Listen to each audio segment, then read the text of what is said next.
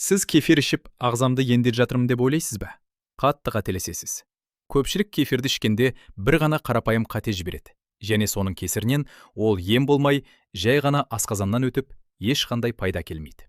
Ақшаңыз бен уақытыңызды босқа шығындамас үшін, бүгін мен Мирас Ерланұлы кефирді қалай дұрыс ішу керектігін қазір айтамын.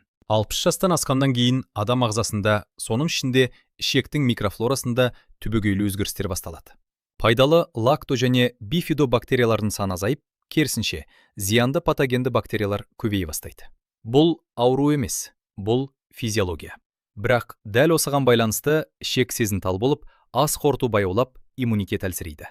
Есіңізде болсын, иммундық жасушалардың 70% дәл осы ішекте орналасқан.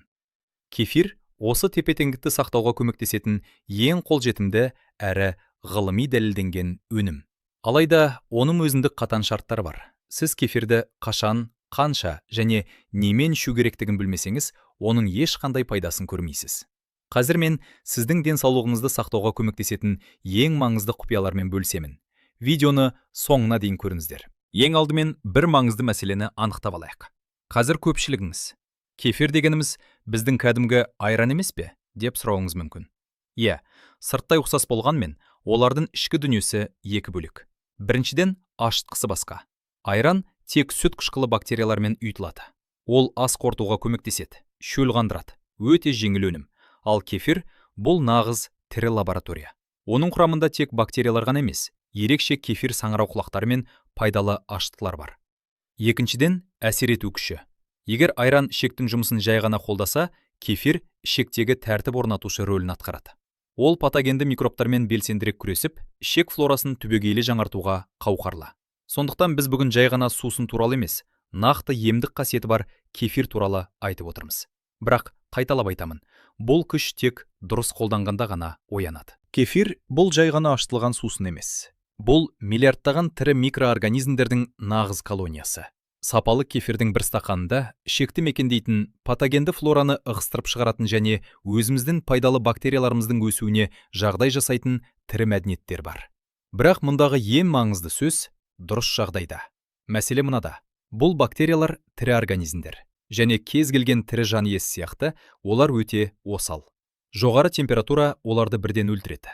Ал аш қарында ішкенде асқазандағы қышқыл орта оларды әлсіретін жібереді. Тіпті кейбір өлімдермен араластырып ішсеңіз, кефирдің бүкіл пайдасы бейтараптанып қалады. Дәл осы себепті сіз кефирді жылдар бойы ішіп жүрсеңіз де, ішек микрофлорасына ешқандай нақты оң әсер алмауыңыз мүмкін. Пробиотикалық тамақтану саласындағы зерттеулер нақты нәтижені көрсетеді. Кефирді тұрақты әрі дұрыс тұтыну ішектегі қабынуды азайтады, ас қорыту моторикасын жақсартады және микробиомның алуандығын арттырады. Бірақ бұл нәтижеге ұйықтар алдында кездейсоқ ішілген бір стақаннан емес, тек жүйелі әрі дұрыс қабылдау арқылы ғана қол жеткізуге болады. Енді ең бастысына көшейік. Кефирді қалай дұрыс ішу керек? Бірінші ереже – уақыт. Көпшілігіңіз кефирді не таңертең аш қарынға, не түнде ұйықтар алдында ішуге үйренгенсіздер.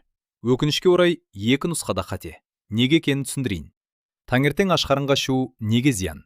Себебі, таңертең асқазандағы қышқылдықтың деңгейі ең жоғары шегіне жетеді. Кефирдегі нәзік тірі бактериялар мұндай агрессивті ортаға түскенде ішекке жетпестен жаппай қырылып қалады. Сіз пайдалы өнім ішкенмен, оның бүкіл қасиеті асқазан қышқылында жойылып кетеді. Кешкі сағат 9-дан кейін ішектің жұмысы баяулап, моторикасы тоқтайды. Бұл кезде ішілген кефирдегі бактериялар ішекке барғанмен, олар қозғала алмайды, орны қалмайды. Нәтижесінде олар ішекте өңделмеген жүк болып қалады. Ең оңай әрі тиімді уақыт. Кефирді түскі астан немесе жеміл кешкі астан 40 минут өтпен соң ішу керек. Бірақ кешкі сағат 8-ден кешіктірмеңіз. Дәл осы уақытта ішкен тамағыңыз асқазанның қышқылдығын бәсеңдетеді, ал ішек әлі белсенді жұмыс істеп тұрады. Осылайша пайдалы бактериялар көздеген жеріне аман-есен тірі жетеді. Байқап қарасаңыз, бұл бар болғаны уақыт өзгерту. Бірақ дәл осы кішкене ғана өзгеріс кефирдің тиімділігін 10 есе арттырады. Екінші ереже – температура. Бұл ұсақ-түйек көрінуі мүмкін, бірақ іс жүзінде өте маңызды. Тоңазытқыштан алынған мұздай кефир 60 жастан асқан адамның ішегі үшін нағыз стресс. Суық сұйықтық ішек бұлшықеттерінің түйілуін спазм тудырып, ас қорыту ферменттерінің жұмысын тежейді. Содан кейін ішкебу, ауырлық пайда болады. Көбісі Маған кефир жақпайды дейді. Шын мәнінде сізге кефир емес, оның мұздай температурасы жақпайды. Кеңес. Кефирді ішерден 20-30 минут бұрын тоңазытқыштан шығарып қойыңыз. Немесе стақанды жылы суға салып жібітіңіз. Ол бөлме температурасында болуы тиіс. Есімізде болсын, 40 градустан асса, бактериялар өледі. Ал мұздай болса, ішек жабылып қалады. Үшінші ереже. Мөлшер. Мұнда да екі түрлі қателік бар. Біреулер пайдалы деп жарты литрлеп ішеді. Енді біреулер айына бір рет ішіп, нәтиже күтеді. Ересек адам үшін оңтайлы мөлшер күніне бір стақан, 200-250 мл. Және ең бастысы жүйелілік. Микробиомға тұрақтылық керек. Күнделікті бір уақытта ішілген бір стақан кефир аптасына бір рет ішілген 1 литрден әлдеқайда пайдалы. Артық ішу де қажет емес, себебі кефирдің қышқылдығы асқазанның шырышты қабығын тітіркендіруі мүмкін. Төртінші ереже. Үйлесімділік. Кефирдің әсерін еселейтінде, оны өлтіретін де өнімдер бар. Кефирдің достары. Бұл клетчатка, сұлы жармасы, пісірілген алма немесе қызылша. Бұлар пребиотиктер, яғни кефир бактерияларының азығы. Оларға тамақ берсеңіз, олар ішекте тезірек өсіп өнеді. Кефирдің жаулары. Бұл қант. Кефирге тосап, варенье немесе көп мөлшерде бал қоссаңыз, сіз пайдалы бактериялармен бірге зиянды бактерияларды да тамақтандырасыз. Эффект жойылады.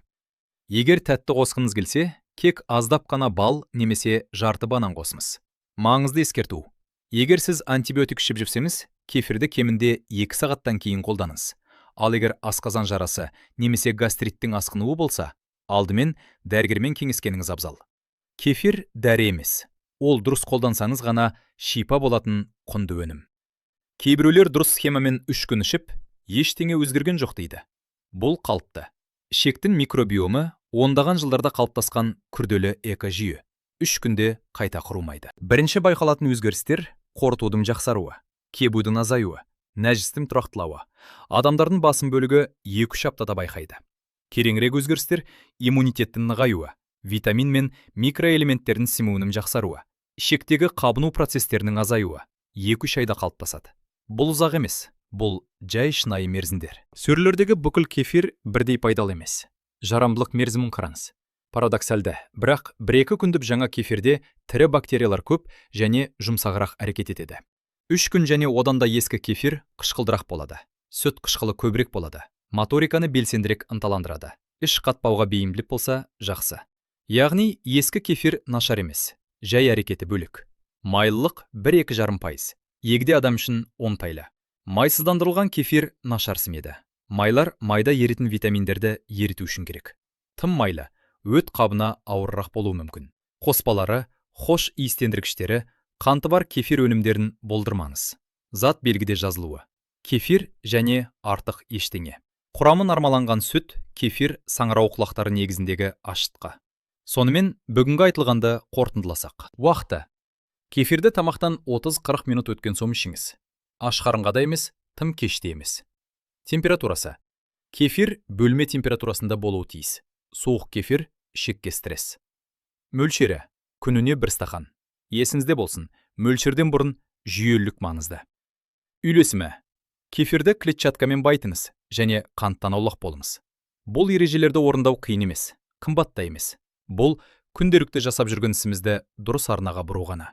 Ішек бұл жай ғана ас қорыту мүшесі емес. Бұл сіздің иммунитетіңіздің, көңіл күйіңіз бен энергияңыздың орталығы.